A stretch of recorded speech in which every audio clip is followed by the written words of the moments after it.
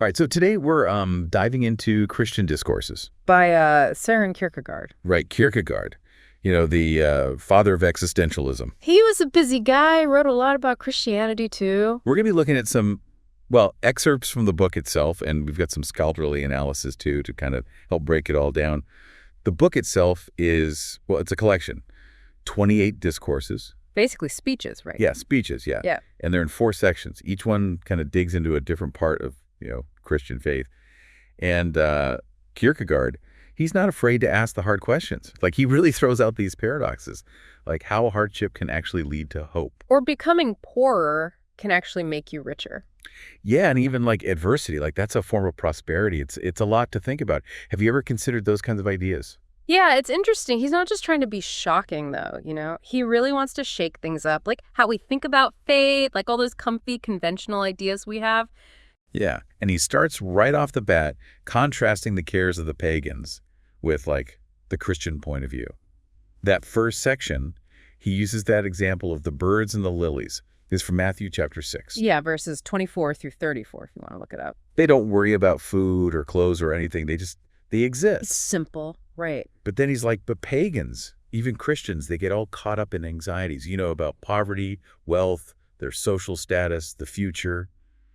Why do you think he starts with this contrast? I think, when you zoom out a bit, it's about this human thing, Yeah. We always want more. More stuff. More stuff, more status, more security, everything. And the pagans, at least how Kierkegaard sees it, they're always looking for fulfillment in, worldly things. So always chasing the next goal, next achievement, but never really feeling satisfied. Exactly. And he's suggesting that this constant striving actually stops us from feeling real contentment, like the kind of contentment you get from something, bigger than ourselves. And that's where the Christian perspective comes in, like finding contentment in God instead of all those, worldly things. Exactly. But it's not like flipping a switch, Kierkegaard gets it. We all face anxieties, but he wants us to think about it. Like, are we letting those anxieties control us, or are we finding peace, contentment in that connection with the divine? So he's not saying we should just ignore our problems, like pretend everything's okay. It's more like shifting our focus, finding our security and self-worth in something that lasts longer than the stuff in this world. That's a really good way to put it. And it leads right into his next point, how Christians should handle adversity and suffering. He calls it turned aroundness.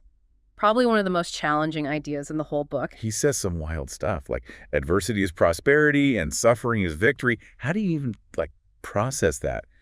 It's the opposite of everything we're told about happiness, avoiding pain. It is counterintuitive, and I think that's exactly what he wants. He wants us to shake off those conventional ways of thinking, He wants us to see suffering in a whole new light. Okay, so break it down for me. What is turned around this?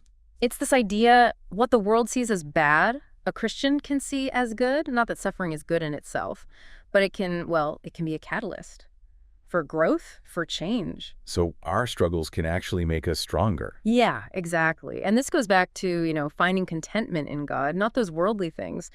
When we're facing hardship, it's natural to want comfort, to look outward. But Kierkegaard says the real comfort, the strength, it comes from that divine connection. It's when we're weak, broken, that we really open up to God's grace and power. That's a pretty big shift in thinking. So he's not saying we should go looking for suffering, but we shouldn't be afraid of it, try to avoid it at all costs. It's more like see it as an opportunity to grow spiritually. Right. It's not about denying the reality of suffering. It's changing how we see it. He knows it's real, it hurts, but it can also change us. It's like a test, a fire, where our faith is refined. I'm seeing the connection to the first section now. If we let go of those anxieties, the pagan mindset, we're better equipped to face suffering with a different kind of strength from a deeper place. I like that, a deeper place. And that leads us to another concept he talks about, the difference between spiritual goods and material goods. Okay, let's dive into that. What does he mean by spiritual goods? He's talking about love, compassion, forgiveness, hope, faith. Things that really make our lives better, give us meaning, purpose. And unlike material goods, those are often scarce, lead to competition, conflict. But spiritual goods, you can share them, abundantly without them losing their value. It's interesting. He was writing when there was this big focus on material stuff, economic equality. Marx had just published his Communist Manifesto, all about redistributing wealth. It was a different time, for sure. But Kierkegaard, it's like he's offering a different solution, one that's about developing spiritual wealth instead. Exactly. Marx was focused on the material, the outside, but Kierkegaard was all about the spiritual side of things, the inside. He believed true wealth wasn't about how much you own. It was about the richness of your inner life, your relationships, your connection to something bigger. So he's kind of flipping the idea of wealth on its head, saying that by focusing on the spiritual, not the material, we can actually become richer in a deeper, more meaningful way. And more than that, the poorer we are materially, the richer we can make others by sharing those spiritual goods.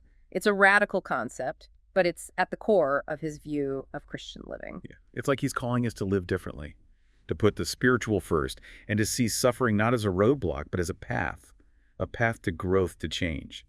But how do we actually do that? Where do we go from here? Well, in the next section, he gets even more provocative. He challenges the complacency, the hypocrisy he sees in organized religion. He calls it Christendom. And that's where things get really interesting. Okay, so we've talked about how Kierkegaard, he wants us to really shift our perspective on suffering. But now it's like he's aiming at Christendom itself. What exactly did he mean by that? Christendom. It wasn't just about being a Christian for Kierkegaard. It was more like the institution, the culture, the whole system, that had kind of built up around Christianity, back then at least. So it was less about like wrestling with the hard questions the way we've been doing, and more about just going through the motions. Exactly. He saw a lot of hypocrisy in it. People saying they're following Christ, but not actually, living it out. Not in a real way, at least. And that's where the title of this section, Thoughts That Wound from Behind, comes in, right? It's like he's sneaking up on us, making us question everything, all those comfy beliefs we have. Right. It's a challenge. Like, are we really living our faith or just talking about it? He even says, like, Christianity is the attacker. That defending it is actually twisting it, what it's really about. That's a pretty big statement. What do you think he meant by that? Well, if you think about, like, the life of Christ, he was always shaking things up, upsetting those religious leaders, calling people to, a really different way of living. So Kierkegaard, it seems like he's saying true Christianity, it should disrupt things, make us uncomfortable. It should make us, constantly look at ourselves, our beliefs, everything. So it's not about fitting in, right, conforming to, the norms of society. It's about standing out, being different, even being willing to suffer for what you believe in. And he uses some strong imagery to get that point across. Remember that question. If Christ came back, would Christendom crucify him? Oh, wow. Yeah. It makes you think. Like, have we gotten so comfortable with our version of Christianity? Yeah. That we wouldn't even recognize the real thing. And that leads into another important point he makes in this section, the danger of self-deception. Like the example of Peter. He boasts about his loyalty, then denies Christ 3 times. It's a reminder, right? We can fool ourselves, think we're more faithful than we actually are. So it's not enough to just say, I believe. We have to actually live it out every day. Actions, words, got to match up. Exactly. And that means being self-aware, honest, and that can be tough. Kierkegaard keeps pushing us to look inside, examine our motives, really ask ourselves, are we living in line with our beliefs? Are we walking the walk? It's like he's saying the real battle isn't out there, against some enemy.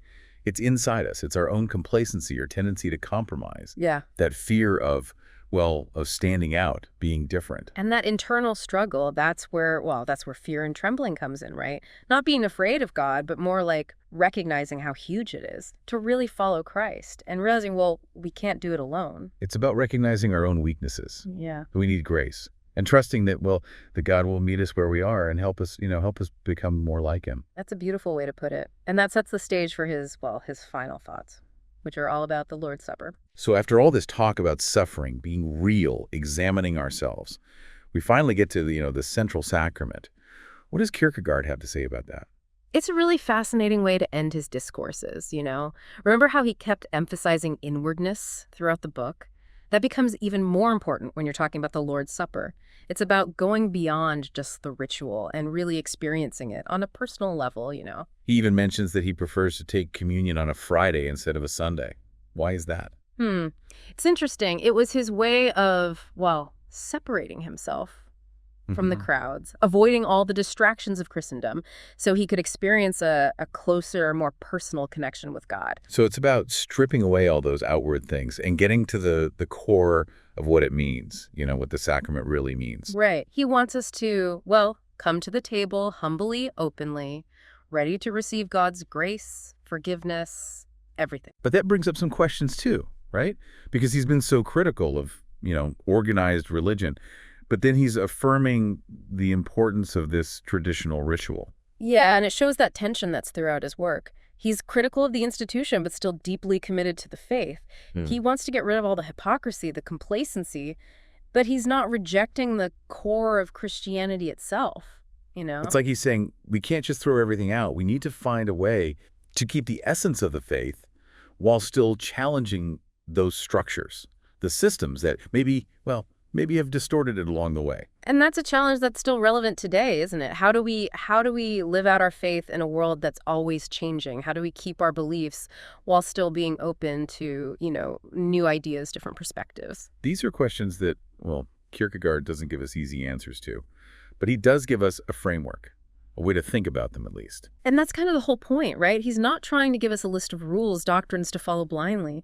He's giving us a way to engage with our faith more thoughtfully, more personally, and in a way that's more genuine. He's inviting us to become deep divers ourselves, to really jump into our own beliefs and grapple with those big questions of life and faith. And that's a journey worth taking, even if it's uncomfortable at times, or even painful.